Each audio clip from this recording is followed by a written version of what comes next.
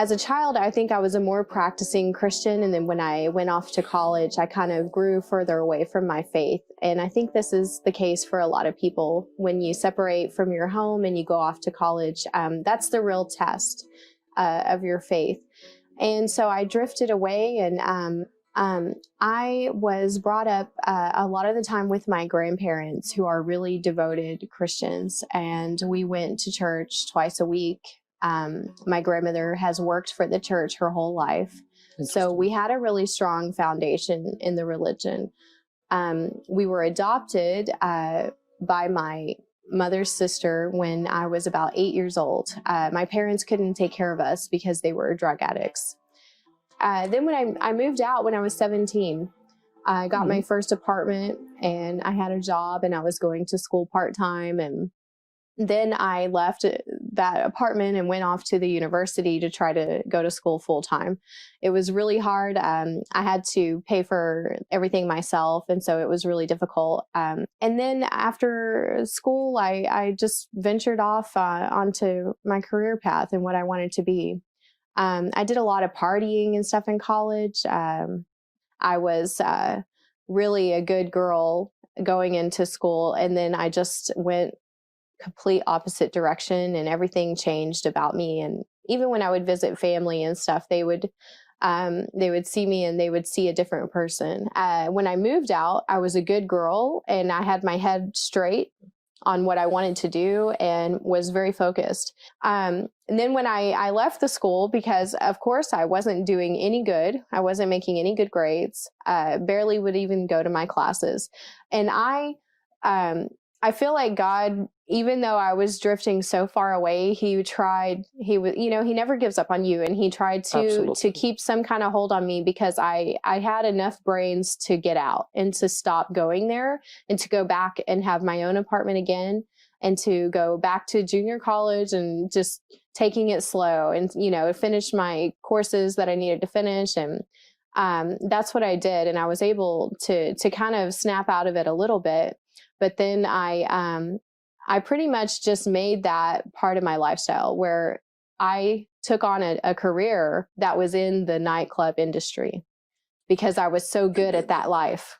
So I started my own business, and I got into event photography.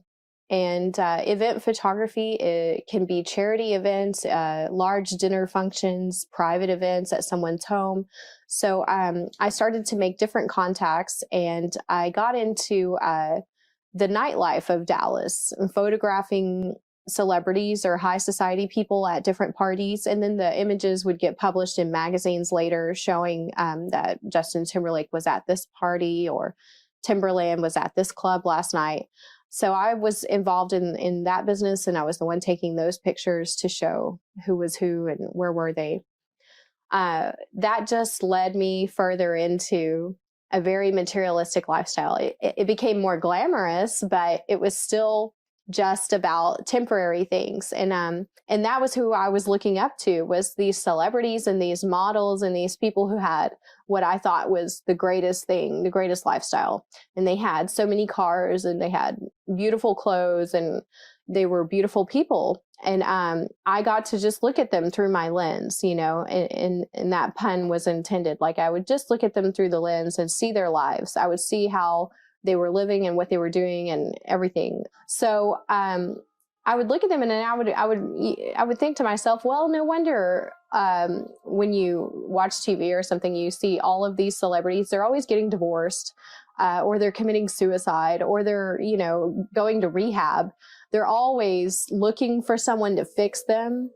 And really, it's just, you have to change your whole life if you want to get fixed. And I started to get pushed over the edge, where it was too much of this lifestyle, and it was pushing me further and further over the edge, and it was just in the right point of my life where I was like, what else is there, in this life?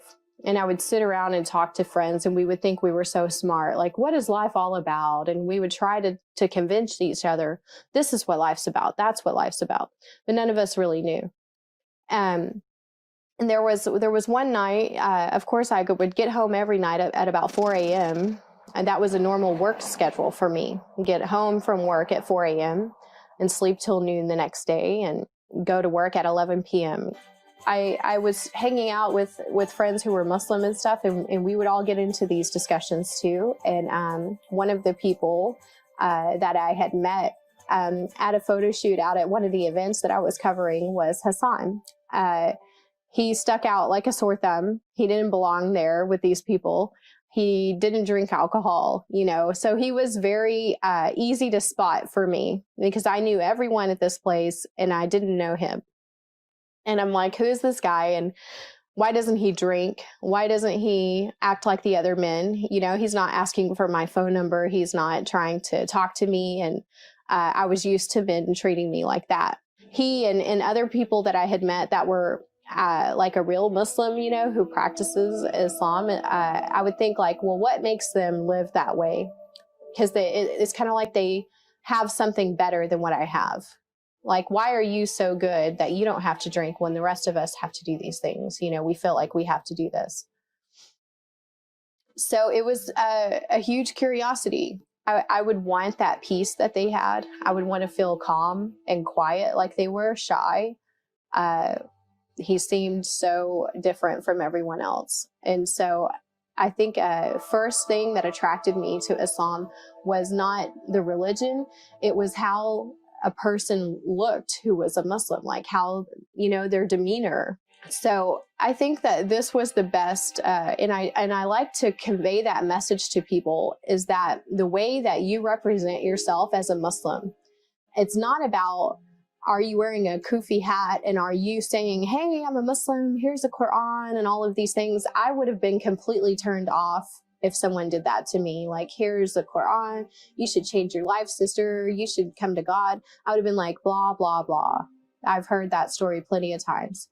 I wasn't looking for God and for Islam. I was looking for calm, inner peace, and a feeling of purpose. And when I found it through Islam, everything came with it. Thank you for watching. Please subscribe for more videos. Bye.